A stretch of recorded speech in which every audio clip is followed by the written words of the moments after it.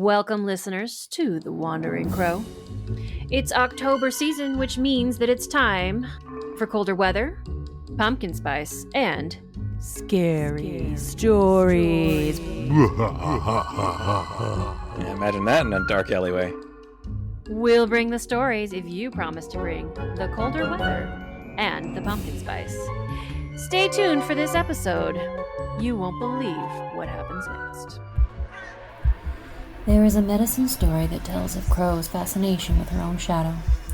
She kept looking at it, pecking at it until her shadow woke up and became alive. Then Crow's shadow ate her. Crow is dead Crow now. Join us as we attempt to look through the wandering crow's eye to find the gateway to the supernatural, to seek to know the unknowable mysteries of creation. Welcome to the Wandering Crow podcast.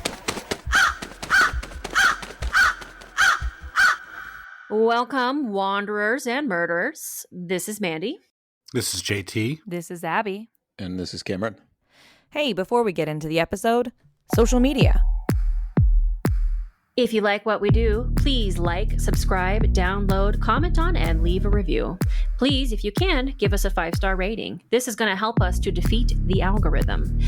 If you have a story that you want to share, you want to comment on something that we've said, or you just want to chat with us, you can reach us in a variety of ways on a variety of social media platforms. If you'd like to do that, you can find our links in all of our show notes. And now back to the show.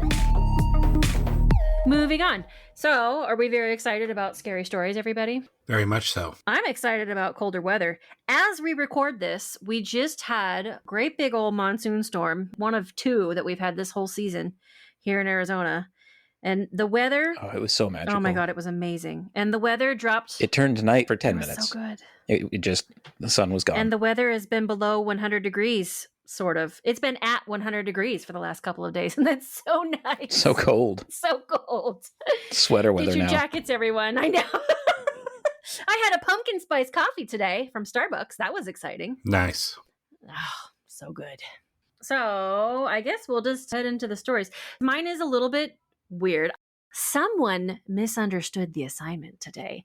What's funny about that is I created the assignment and still f***ed it up.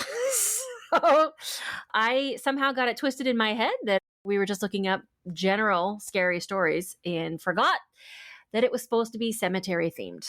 So my bad, everybody.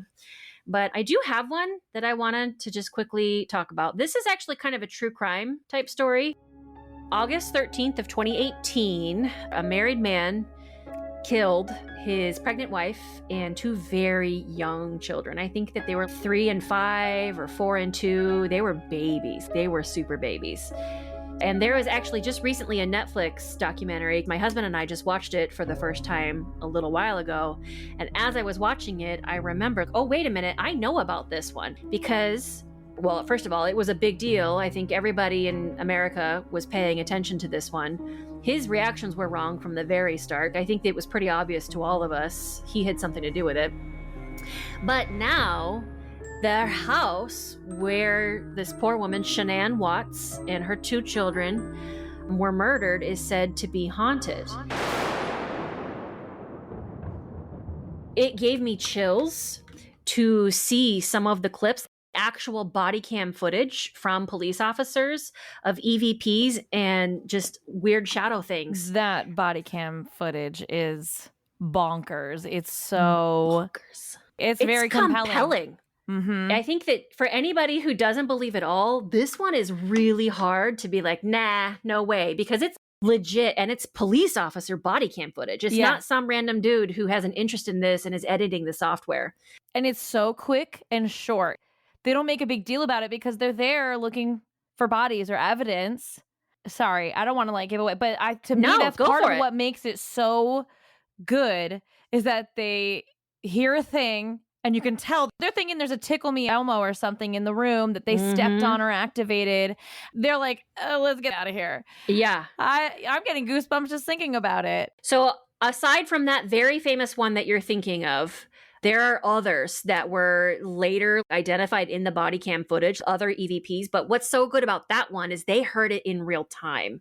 Yeah. But there were others that they didn't hear until other people started reviewing the body cam. And even in the Netflix documentary, people are saying that they actually saw a specter in the documentary from all of the footage and stuff. Wow. So let's see. The shocking police cam video footage when they went in to search the home. You're going to hear multiple EVPs. Okay, pause it. Names. What's his street cred? It just says supernatural sleuth.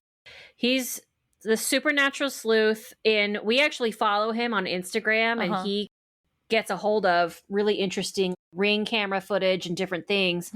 Most of his stuff that he posts are EVPs. Okay. That's about as much as I know about the guy. He's got some really interesting things that he posts, though.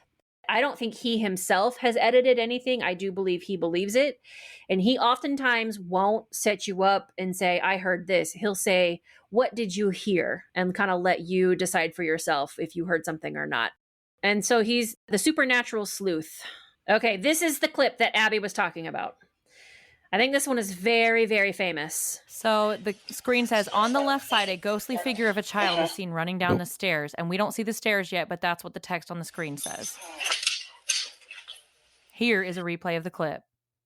I still don't see it. I see something, I guess. There are videos where people edit and slow it down and like zoom in on it.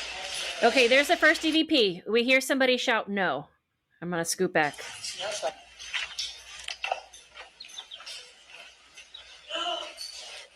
Nobody seems to have noticed that one.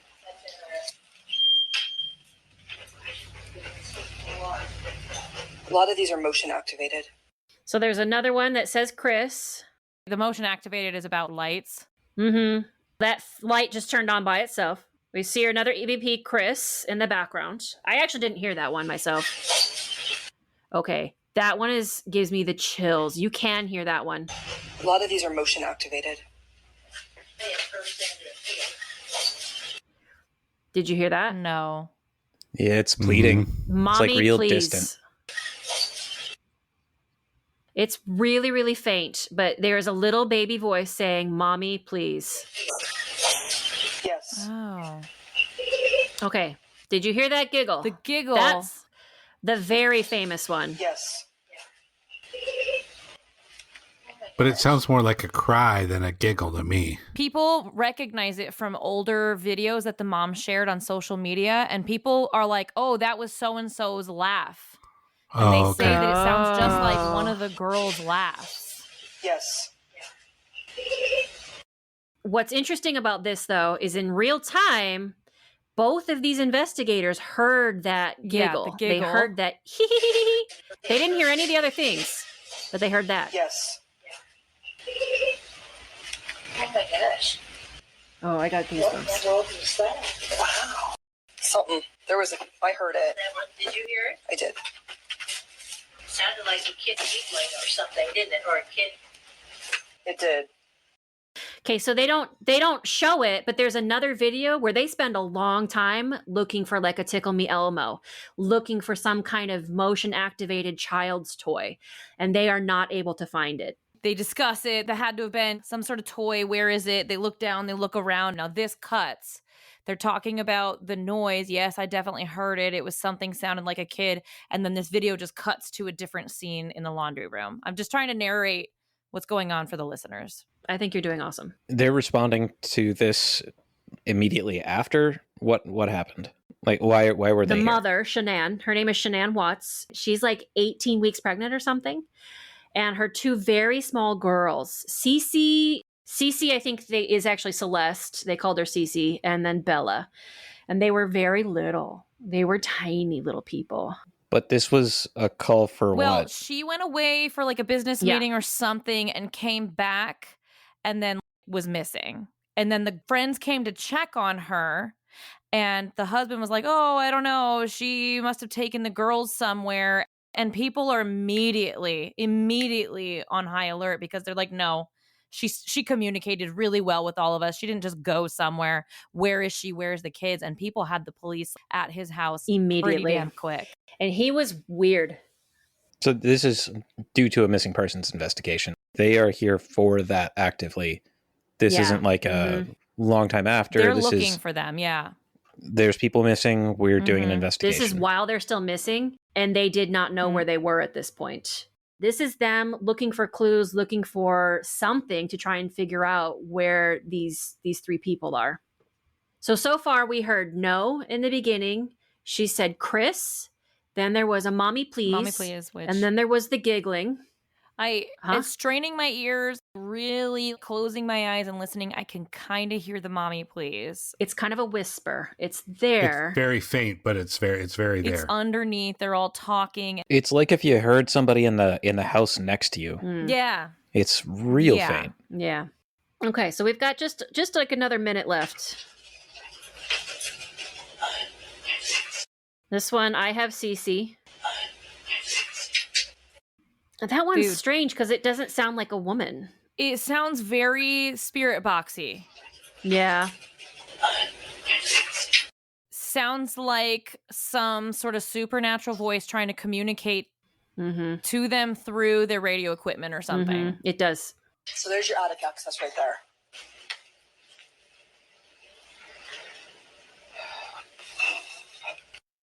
It was pretty faint and hard to make out. Right, what's interesting is the TikTok algorithm actually did pick up a voice captions for that, and what they heard was ha ha. Ha ha.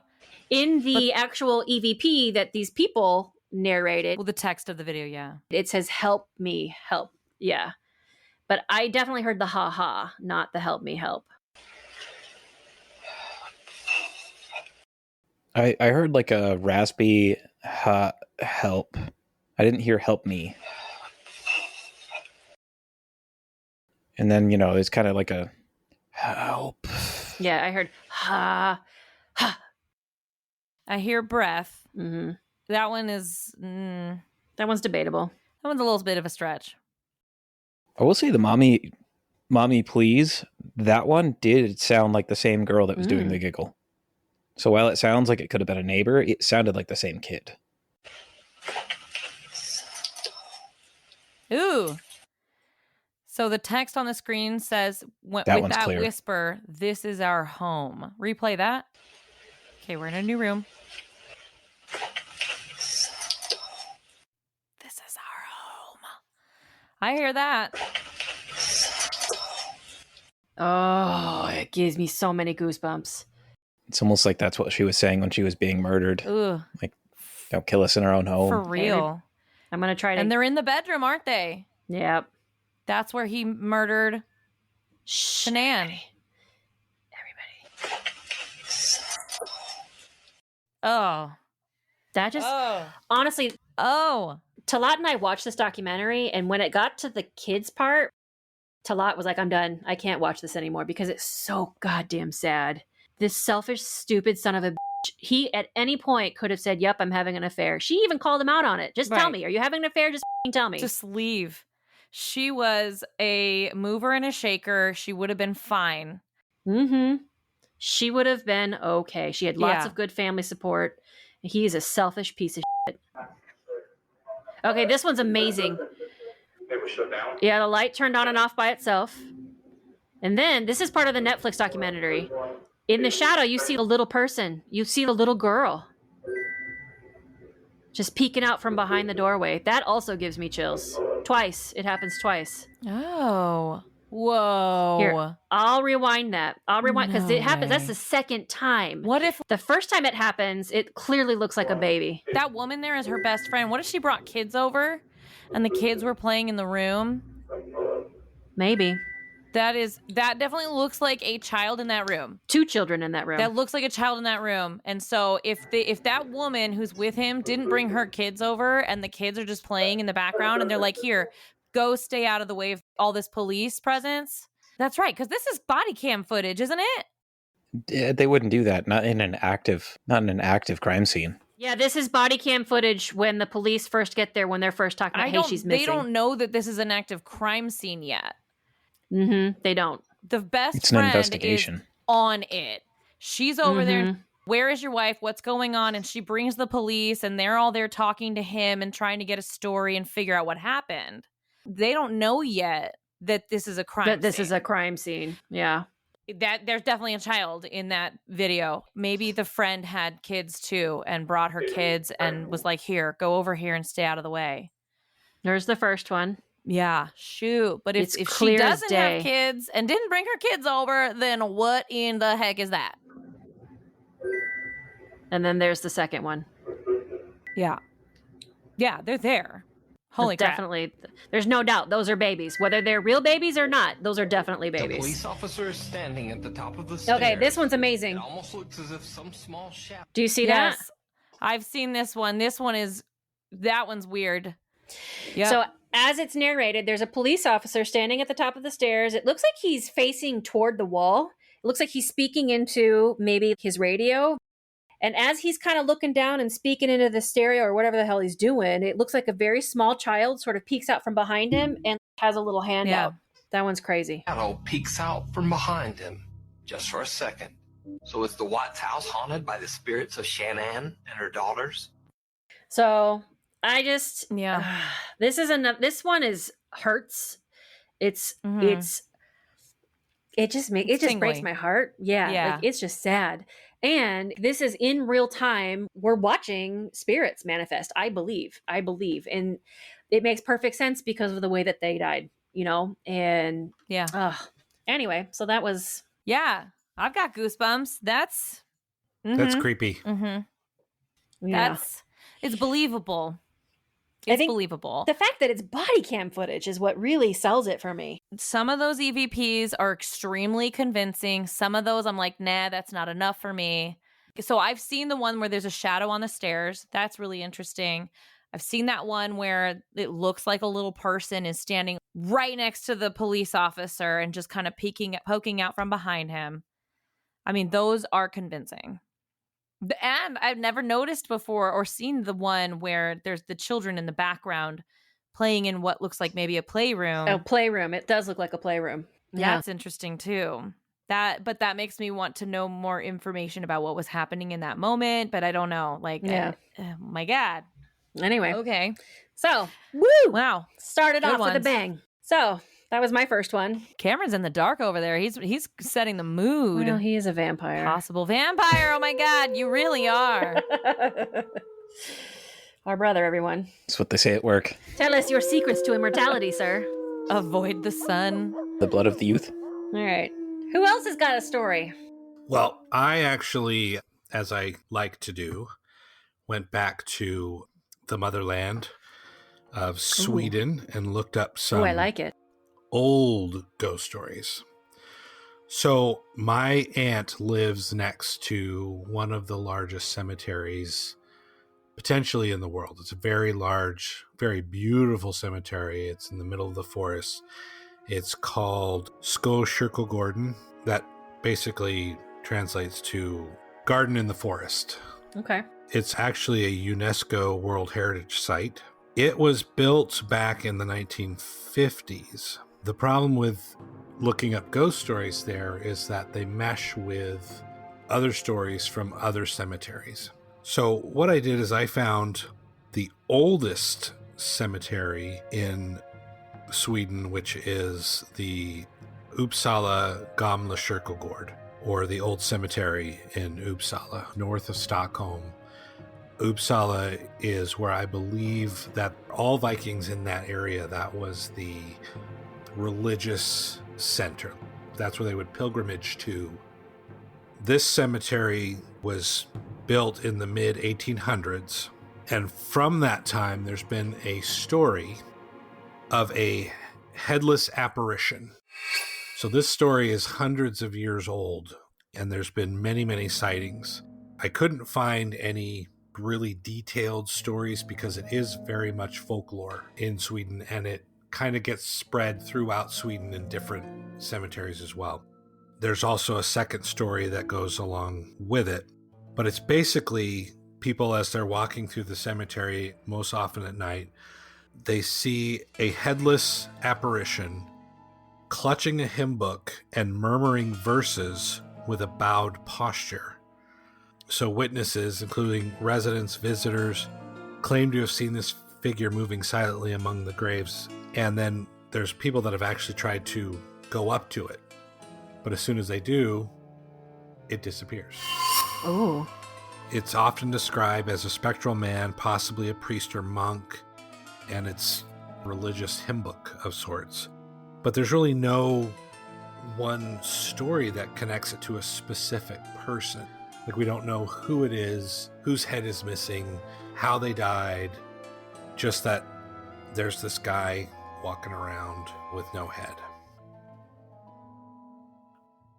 There's another story where it's not as detailed as the headless figure, but it describes a cleric-like apparition seen pacing the cemetery paths, muttering prayers or hymns.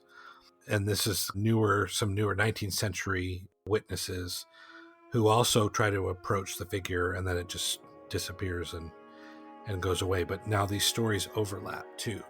So that's the interesting thing about, and we talked about this on our last year's Halloween episode, the cemeteries in Sweden, they celebrate All Saints' Day.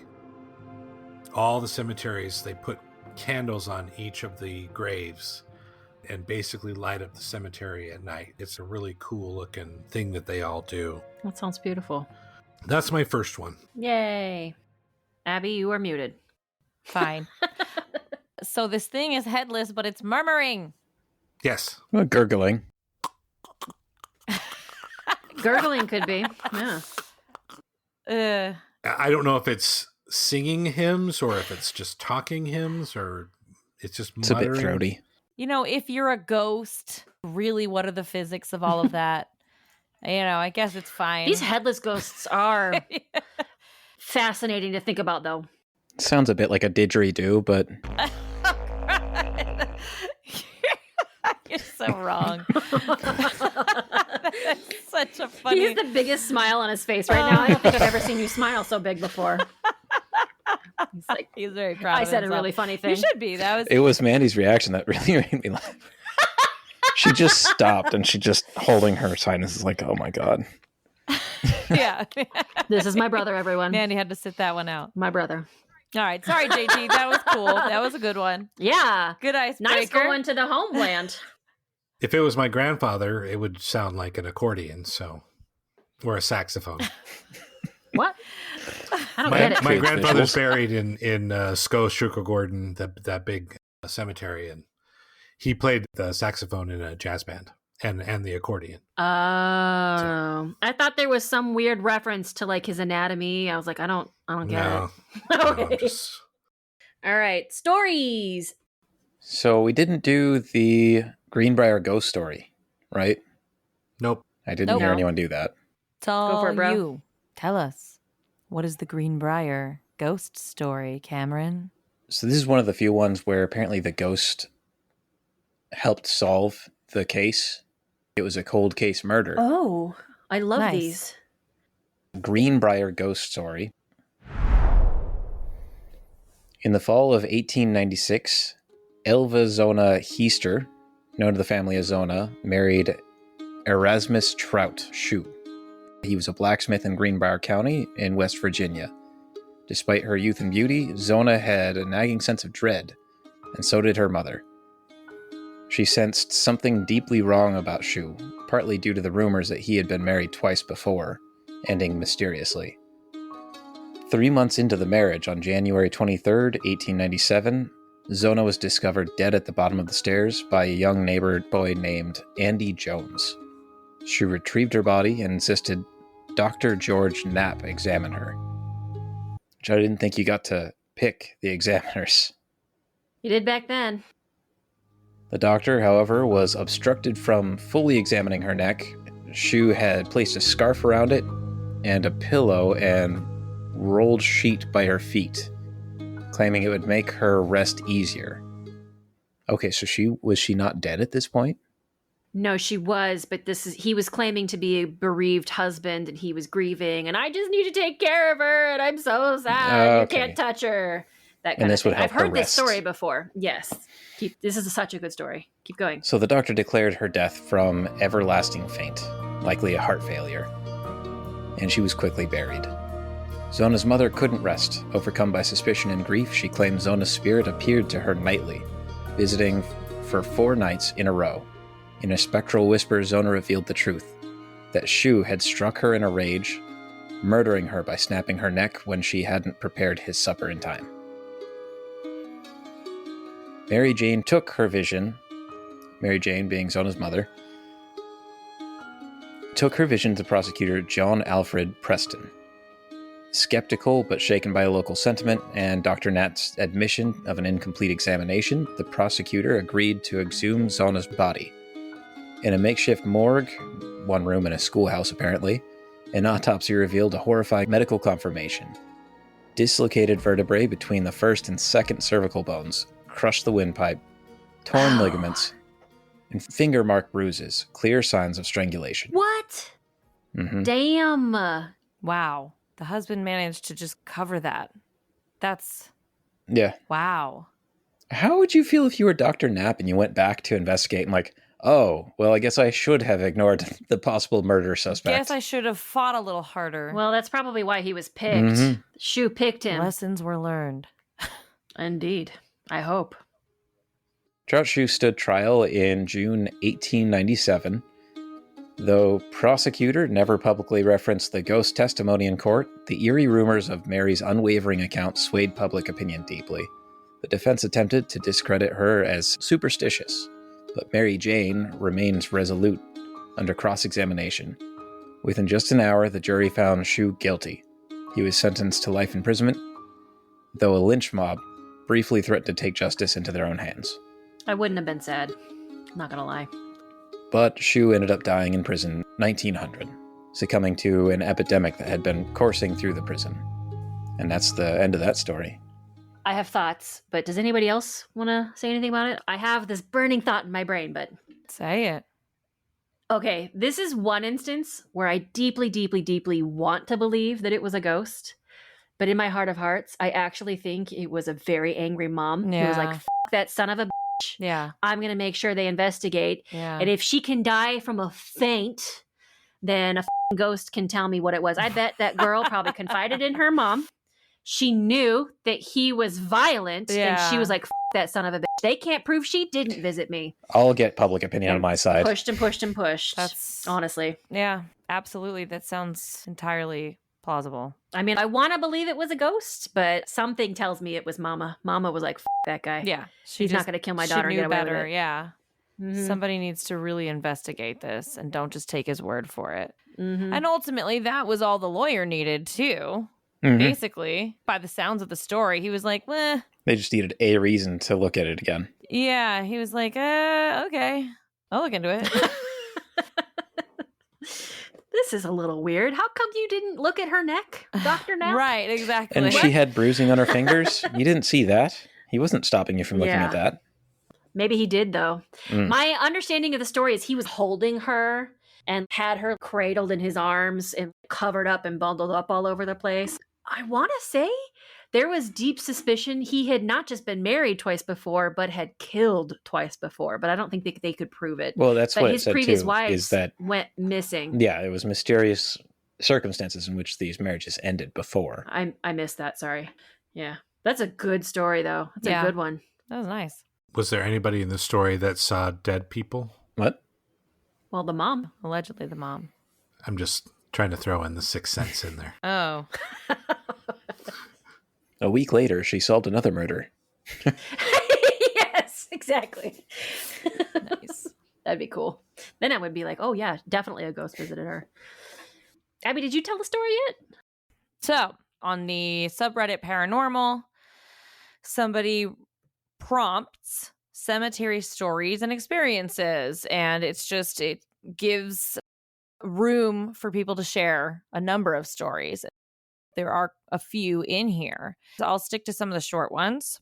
So this is from Zani T, spelled like Johnny T, but with an X.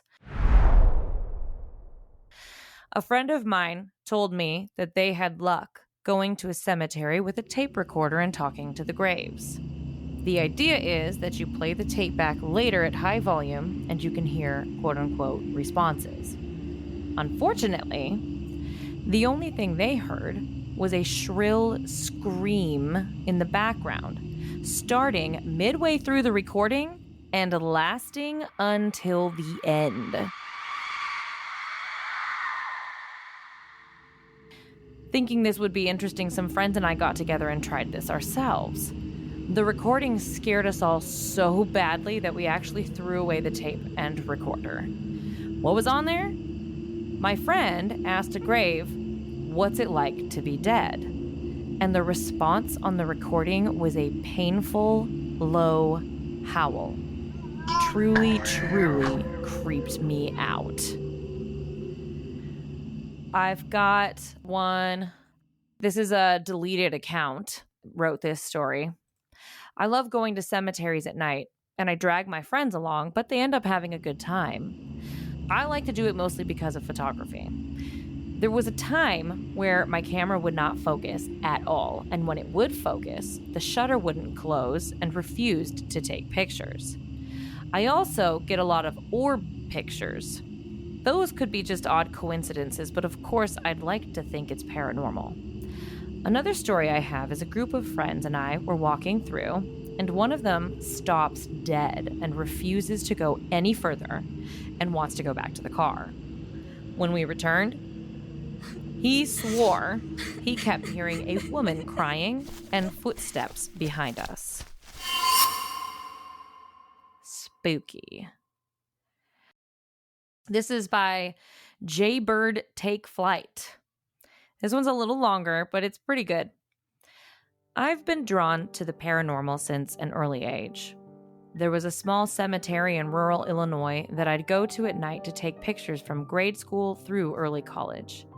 It was fairly old. There were graves from the 1800s as well as people from today. There wasn't a lot of houses around either, just farms spread out across cornfields. Over the years, I collected a few pictures of orbs and some mists. I've had quite a few experiences as the result of these visits.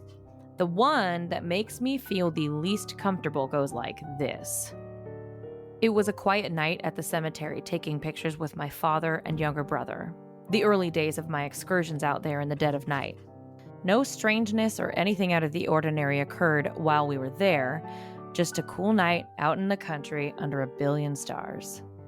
When we got home, we put my dad's SD card in the computer and discovered that he had gotten quite a good picture of a ghostly mist over a grave. I don't have the picture, but it looked like you could have been holding a lit cigarette under the lens. You get the idea. Not long afterwards, our dog started barking out the window next to the computer. He barked consistently for about 20 minutes. It wasn't odd for him to bark outside. It was the timing. So we went outside and looked around, but there were no squirrels or any other creatures of the night, so I went to bed and passed out. I opened my eyes to see my red digital clock was at 3 a.m. on the dot. 3 a.m. 3 a.m. I sleep with no lights, so my room was pitch black. And over the stillness of the night, I heard this faint sliding sound. It was very smooth, like soft wood on carpet. My eyes were open, but my mind was mostly asleep, so I didn't really process the sound and went back to sleep. I woke up in the morning for school and looked at my desk in the corner of the room. The wooden chair had been pulled out from my desk and turned to face my bed perfectly. The desk was right next to the door in my room, and if the chair wasn't pushed in, then I wouldn't be able to get out, so I always kept it in when I wasn't using it. The implication of that still gives me chills every time I think about it. That experience changed the way I approached the paranormal. Since then, when I'm leaving a place after poking around, I'm always very polite but firm in saying out loud that potential spirits are not welcome to follow me home, and it's pretty much worked for me ever since. I ended up having a few more strange things happen in my room over the course of about a year. There'd be the occasional but very obvious feeling of a presence day and night, and one night, I was wide awake in bed when it felt like someone sat on the end of it. I made a bargain with this quote-unquote spirit not long after that. If it must stay, then it can have my room for half the day when I was gone, but must leave me alone when I'm home. I was never bothered again. And that's one of my experiences. P.S. I want to note that I was about 12 when this happened to me, so if the notion of talking to or bargaining with spirits seems silly to you, that's the age in which it sprung from mine. But let me tell you this, it works. Can confirm. He did it right. He or she did it right. Again, the culmination of all of our episodes and the information that people might learn, thinning of the veil at 3 a.m. and how to protect yourself against spirits, it resurfaces here and there. Setting the boundary. It's pretty cool. Yeah. That's all you got to do for most of them. Firm and kind. Mm-hmm. Yeah. Yep. They need a Cameron there who, behind their back, is secretly inviting it back, so that way they can't escape. Yeah. There you go. That's right. Oh, Cameron. I've got some very quick, short haunted cemetery stories from like that Haunted Houses website. I'm down. This is interesting. And this is talking about Rock Point Cemetery in Gold Hill, Oregon. This cemetery is home to a hooded figure carrying a lantern who vanishes when people get too close. A green fog has been reported here, along with eerie lights, sounds, and some fire occasionally blazes from the crypts. People that visit the location suffer broken windows while driving, and some say the hauntings are blamed on the Oregon vortex nearby. Ooh. Yeah, I thought that one would float your guys' boats. We should do an episode on vortexes. Have we done one yet? We have not. Right? Figure out where they all are. Like specifically, No. Yeah, where are they and what happens at them? We should totally do one. Did you say no? JT's contributing. Foot down on that one. He remembers. No, I was saying we haven't done one yet on vortexes, and that would be a very interesting one. Oh, Because Abby I heard have- JT say, no, we're not going to do that. I mean, I'm I thought you slow. were being funny. Sorry, I wasn't trying to be funny, but maybe I should have been. No, there's no way we're doing vortexes at all. I don't want alien visitors, ghost visitors. You heard one of my ghost Yeah, what stories if they're today listening? that talked about a vortex. Not happening. That was a funny miscommunication.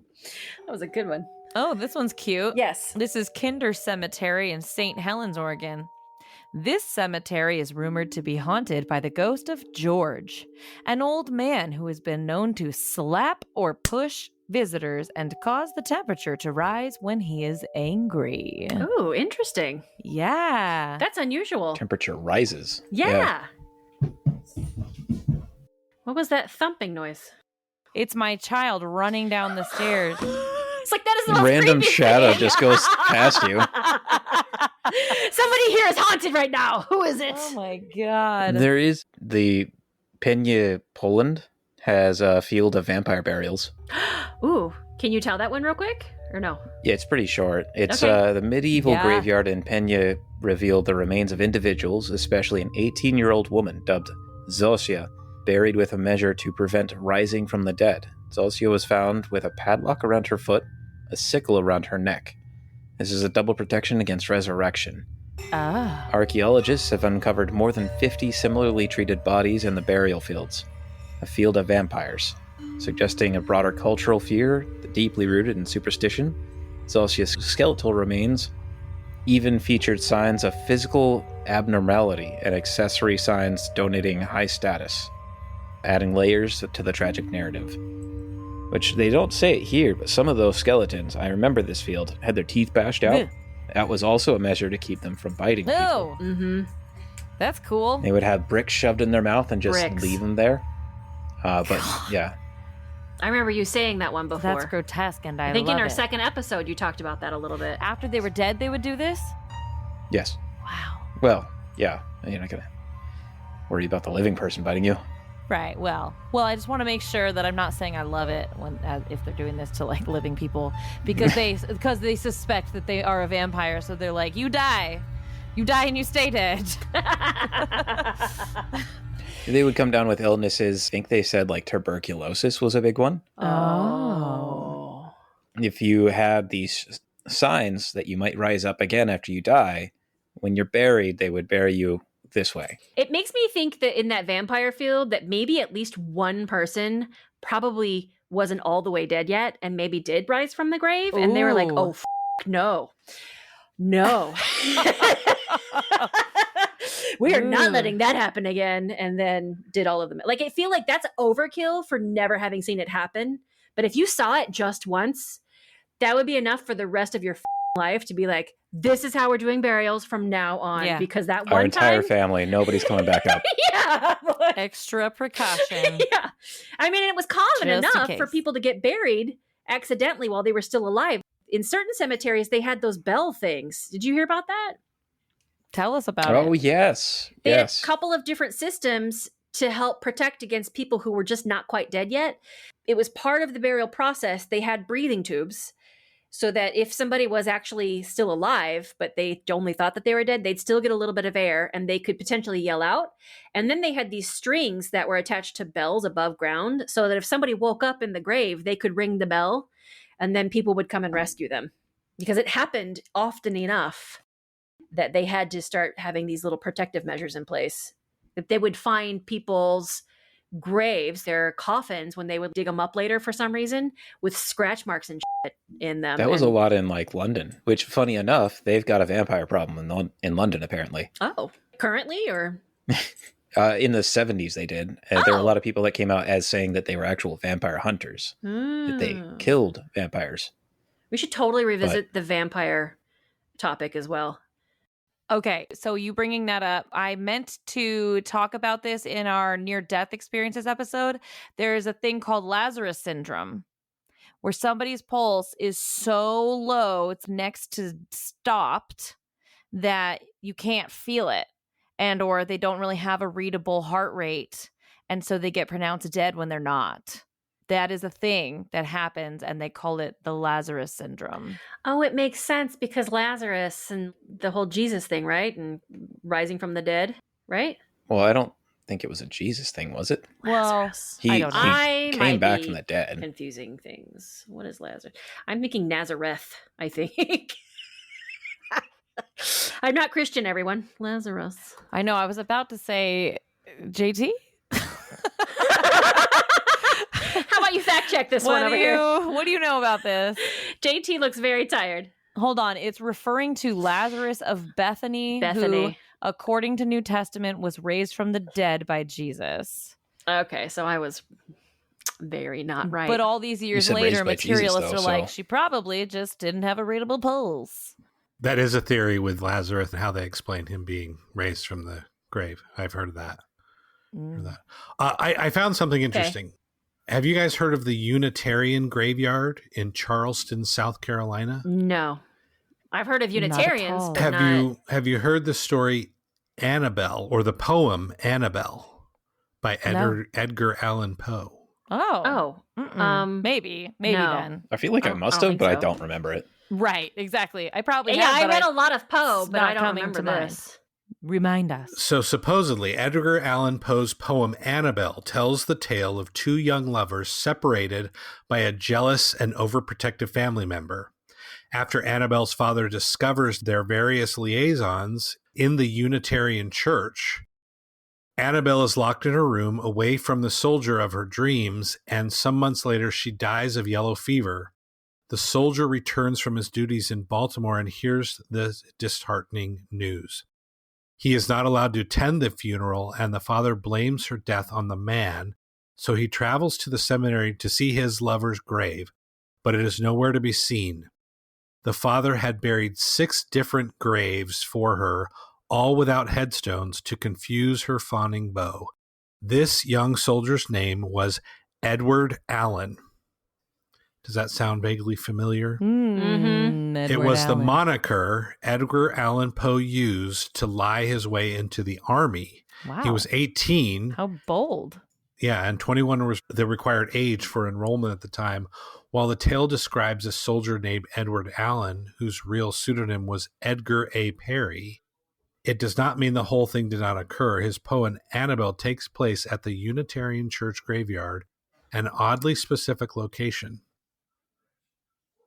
So the odd thing is there's a story of a woman they see in white, often roaming around the cemetery at night. And upon getting closer to her, she disappears. Ooh. And local legends state that this is the spirit of Annabelle searching for her lost lover in eternal agony, the lost lover of Edgar Allan Poe. Whoa. Oh. I found a lady in white story in one of these haunted houses websites. It's a Washington one. Also, though, I just love the idea of all of these ghosts or apparitions. You had a story in the haunted schools. You've had numerous stories where upon people coming closer, the ghosts disappear. And I just love this idea of the apparitions or the ghosts, if they have a consciousness, they're just being like, ooh, they see me. And then just like, poof. Yeah. Oh, they got too close. That's fun to me. Okay, read us the Annabelle poem. Okay. It was many and many year ago, in a kingdom by the sea, that a maiden there lived whom you may know, by the name of Annabelle Lee. And this maiden she lived with no other thought than to love and be loved by me. I was a child, and she was a child in this kingdom by the sea.